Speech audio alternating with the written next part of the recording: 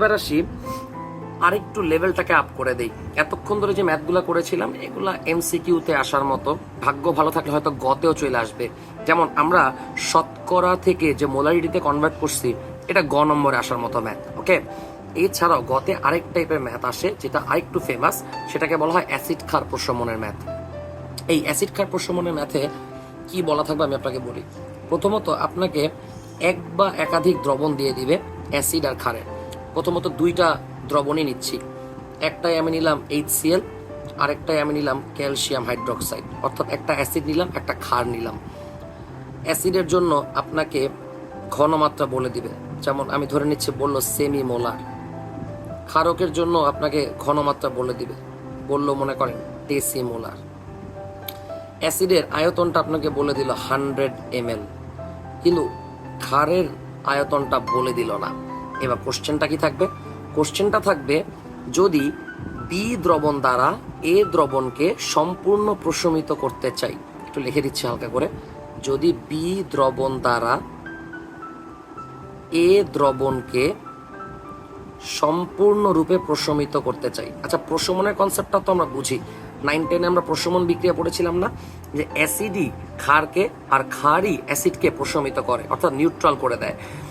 একটা উদাহরণ দিয়ে বলি, যেমন আমরা কেন টুথপেস্ট দিয়ে হচ্ছে দাঁত মাজি, তার রিজন হচ্ছে আমরা যে খাবারটা খাই সেই খাবারটা পুরোপুরি আমাদের ডাইজেস্ট হয় না, কিছু খাবার হয়তো দাঁতের ফাঁকে ফাঁকে লেগে থাকে।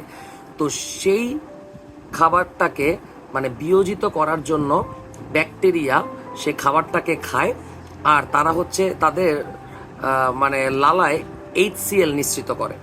তো অ্যাসিড যখন নিঃসৃত করলো তখন ওই অ্যাসিডটা আমার দাঁতের ক্ষতি করতে পারে। তো সেই জন্য আমরা টুথপেস্ট ব্যবহার করি, যা একটা ক্ষার অ্যাসিডকে কি করতেছে, প্রশমিত করে ফেলতেছে। এছাড়াও আপনি মৌমাছির উদাহরণ দিতে পারেন। মৌমাছি বা বল্লা এগুলো যদি কামড় দেয় তাহলে আমরা ওই জায়গায় চুন ব্যবহার করি। কেন করি? কারণ এই মৌমাছি বা বল্লার লালার মধ্যে অ্যাসিড থাকে, সেই অ্যাসিডের জ্বালাকে নিবারণ করার জন্য আমরা চুন অর্থাৎ ক্ষার ব্যবহার করি। তাহলে এখানে হচ্ছে ওইটারই ম্যাথমেটিক্যাল কথা বলা হয়েছে, এই বি দ্রবণ দ্বারা মানে ক্ষার দ্বারা আমি অ্যাসিডটাকে সম্পূর্ণরূপে কি করব, প্রশমিত করব। তো প্রশমিত করতে চাইলে এই বি দ্রবণের আয়তন কত হওয়া প্রয়োজন?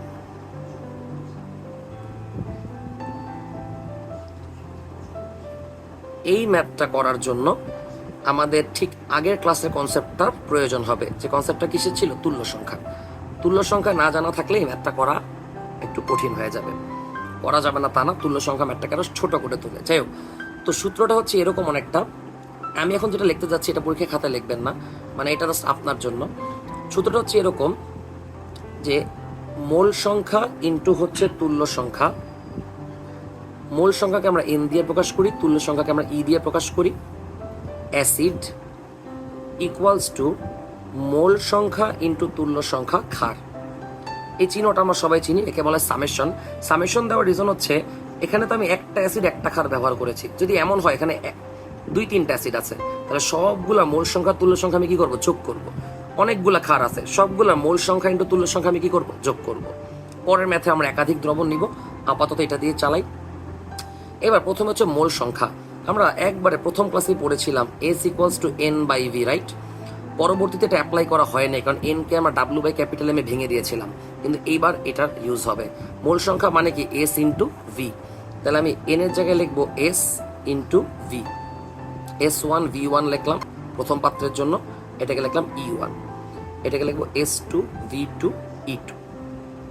আচ্ছা, পরীক্ষার খাতায় কিভাবে লিখবেন? যদি সামেশন চিহ্নটা আমি আপনাকে দিতে মানা করি তাহলে আপনি লিখবেন কিভাবে? আপনি খুব সিম্পল ভাবে লিখবেন, সামেশন চিহ্ন দিবেন না, আপনি লিখবেন মোল সংখ্যা ইন্টু তুল্য সংখ্যা, অ্যাসিডের নামটা লিখবেন, মোল সংখ্যা ইন্টু তুল্য সংখ্যা, ক্ষারকের নামটা লিখবেন, দ্যাটস ইট। যদি একাধিক কিছু থাকে তাহলে যোগ দিয়ে দিয়ে সেগুলোকে অ্যাড করতে থাকবেন, কিন্তু সামেশন চিহ্নটা আপনি দিবেন না। মানে এটা আসলে একটা ম্যাথমেটিক্যাল টার্ম, কেমিস্ট্রিতে এটা ইউজ করলে অনেক টিচার ঝামেলা করতে পারে। যাই হোক, আমাদেরকে বলছে বি দ্রবণের আয়তন বের করতে, অর্থাৎ আমরা V2 বের করব। তাহলে V2 কে আমরা এক সাইডে নিয়ে আসি, S1 V1 E1 divided by S2 E2।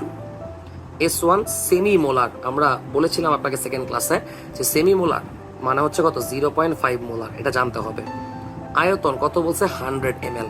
Question হচ্ছে ভাই এটাকে লিটারে নেওয়ার দরকার আছে কিনা। তো এখন এই মুহূর্তে দরকার নাই, কারণ এইটাকে আমি যে এককে বসাবো এইটাও একই এককে আসবে, কিন্তু ইন ফিউচার দরকার হইতে পারে যদি অনেকগুলো আমরা যোগ করি সেই ক্ষেত্রে। তো আমি আপনাকে রেকমেন্ড করব যে আপনি লিটারে কনভার্ট করেন, এটাই সেফ। তাহলে এত মাথা খাটানোর দরকার হবে না। তাহলে 100 ml আমি লিখবো 0.1। এইবার আসি তুল্য সংখ্যা আমাদের মুখস্থ হয়েছে কিনা। যেহেতু এটা একটা অ্যাসিড, একটা অ্যাসিডে যতগুলা জলীয় দ্রবণে হাইড্রোজেন ছাড়বে সেটাই হচ্ছে তার তুল্য সংখ্যা। তাহলে HCl এর তুল্য সংখ্যা হচ্ছে কত? 1, কারণ সে একটা হাইড্রোজেন ছাড়বে। পাত্র 2 এর ডেসিমোলার মানে হচ্ছে 0.1। আর যেহেতু এটা একটা ক্ষার, জলীয় দ্রবণে যতগুলো হাইড্রোক্সিল ছাড়বে সেটাই তার তুল্য সংখ্যা। তাহলে তুল্য সংখ্যা হচ্ছে 2। এবার আমাদের ক্যালকুলেটর চাপতে হবে, দেখি হ্যান্ড ক্যালকুলেশন করতে পারি কিনা। 0.1 কাটা 0.5 ভাগ 2, 0.25 লিটার। তার মানে আমি যদি এই দ্রবণকে সম্পূর্ণ প্রশমিত করতে চাই, অর্থাৎ পিএইচ যদি 7 রাখতে চাই, তাহলে বি দ্রবণের আয়তন কত হওয়া লাগবে? 0.25 লিটার হওয়া লাগবে। এইবার আমরা 3টা দ্রবণ নিয়ে যদি কাজ করতে চাই, তো অনেক সময় কোশ্চেনে হয়তো বাংলা কথা লেখা থাকবে না যে এই দ্রবণ দ্বারা ওই দ্রবণকে সম্পূর্ণ প্রশমিত করা হয়েছে, তখন হচ্ছে আমাদের এরকম অভেদ চিহ্ন ব্যবহার করবে। এটা দেখে আপনাকে বুঝতে হবে যে এ দ্রবণ, যেটা একটা অ্যাসিডের দ্রবণ, এই দ্রবণ দ্বারা বি আর সি দুইটাকেই কি করা হচ্ছে? প্রশমিত করা হচ্ছে। মানে আলাদা আলাদা ভাবে না, বি আর সি এর মিশ্রণকে এ দ্রবণ দ্বারা প্রশমিত করা হয়েছে। ওকে, তো প্রথমত একটা কনফিউশন আপনার মনে হইতে পারে যে ভাই এইটা তো অ্যাসিড, এইটা তো ক্ষার, সোডিয়াম কার্বনেট তো লবণ, তাহলে লবণ এখানে কেন আসতেছে? তাহলে বস আপনাকে একটা জিনিস জানায় রাখি যে লবণের ধর্ম 3 ধরনের হইতে পারে। কোনো কোনো লবণ হয় অম্লীয় প্রকৃতির, কোনো কোনো লবণ হয় ক্ষারীয় প্রকৃতির, আর কোনো কোনো লবণ হয় হচ্ছে নিরপেক্ষ। তো এটা কিভাবে চিনবো সেটা নিয়ে আমি হয়তো পরে কোনো এক সময় আলোচনা করব।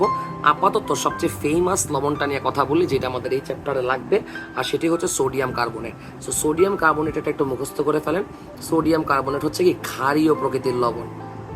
আপনি ট্রিক দিয়েও মনে রাখতে পারতেন বা বুঝতে পারতেন, সেটা হচ্ছে যদি এটা অম্লীয় প্রকৃতির হইতো তাহলে কি আমি অম্লীয় দিয়ে কি অম্লীয়কে প্রশমিত করতে পারতাম? কখনোই না।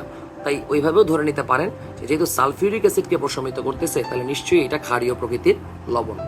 আচ্ছা, এবার আমরা কিভাবে অঙ্কটা করব। আচ্ছা, মনে রাখবেন ঘনমাত্রার আয়তন দেওয়া থাকবে, অবশ্যই কোন একটা মান মিসিং থাকবে, সেই মিসিং মানটাই আপনাকে বের করতে বলবে। যেমন এখানে বি দ্রবণের ঘনমাত্রা আপনাকে বের করতে বলা হয়েছে। তাহলে আমরা যদি করি, তাহলে আমরা কি বলছিলাম, এক পাশে রাখবো অ্যাসিডের মোল সংখ্যা তুল্য সংখ্যা, আরেক পাশে রাখবো ক্ষারকের মোল সংখ্যা একটা তুল্য সংখ্যা। এটাকে আমি 1 ধরলাম, সোডিয়াম কার্বনেটকে আমি 2 ধরলাম। যেহেতু ক্ষার একটা না 2টা আছে, তাহলে অবশ্যই কি চিহ্ন ইউজ করতে হবে? এরকম প্লাস চিহ্ন ইউজ করতে হবে। তার মানে ব্যাপারটা দাঁড়াইলো এইরকম, যদি আমার কাছে 4-5টা অ্যাসিড থাকতো, 4-5টা মূল সংখ্যা তুল্য সংখ্যা যোগ করতাম, 4-5টা ক্ষারক থাকলে 4-5টা ক্ষারক আমি এভাবে যোগ করে যেতাম। ওকে, এবার মূল সংখ্যা মানে আমরা কি জানি? ঘনমাত্রা ইন্টু আয়তন। কার? সালফিউরিক অ্যাসিডের। ঘনমাত্রা ইন্টু আয়তন সোডিয়াম কার্বনেটের, ঘনমাত্রা ইন্টু আয়তন সাথে তুল্য সংখ্যা, সেটা হচ্ছে কার? সোডিয়াম হাইড্রোক্সাইডের। এবার আমরা একটা একটা করে মান বসাই। সালফিউরিক অ্যাসিডের ঘনমাত্রা বলছে 0.1, আয়তন বলছে 50 ml, অবশ্যই লিটারে কনভার্ট করার জন্য 1000 দিয়ে ভাগ করলাম। সালফিউরিক অ্যাসিডের তুল্য সংখ্যা কত? জলীয় দ্রবণে কয়টা হাইড্রোজেন ছাড়বে? 2টা, তাই তুল্য সংখ্যা 2। সোডিয়াম কার্বনেটের ঘনমাত্রা আমাকে বের করতে বলা হয়েছে, আয়তন তো 30 ml, 1000 দিয়ে ভাগ করে লিটারে কনভার্ট করলাম। সোডিয়াম কার্বনেটের তুল্য সংখ্যা কত? আমরা ক্লাস নাম্বার 4 তুল্য সংখ্যাই বলছিলাম যে লবণের তুল্য সংখ্যা বের করার সিস্টেম হচ্ছে সেই লবণের ক্যাটায়নের চার্জ। তাহলে এই লবণের ক্যাটায়ন হচ্ছে সোডিয়াম, যেখানে 2টা আছে, তার মানে জারণ সংখ্যা +2, তার মানে তুল্য সংখ্যা 2। তাহলে সোডিয়াম কার্বনেটের তুল্য সংখ্যা কত? 2। সোডিয়াম হাইড্রোক্সাইডের ঘনমাত্রা দেওয়া আছে 0.2 মোলার, আয়তন হচ্ছে 20 ml, লিটারে কনভার্ট করলাম। আর সোডিয়াম হাইড্রোক্সাইড জলীয় দ্রবণে একটা হাইড্রোজেন ছাড়বে, তাই তুল্য সংখ্যা হচ্ছে 1। এবার ক্যালকুলেশন করে আমাকে S2টা বের করে নিতে হবে। তো এইটা আপনারা নিজে নিজে করে ফেলবেন। আশা করি সবাই বুঝতে পেরেছেন।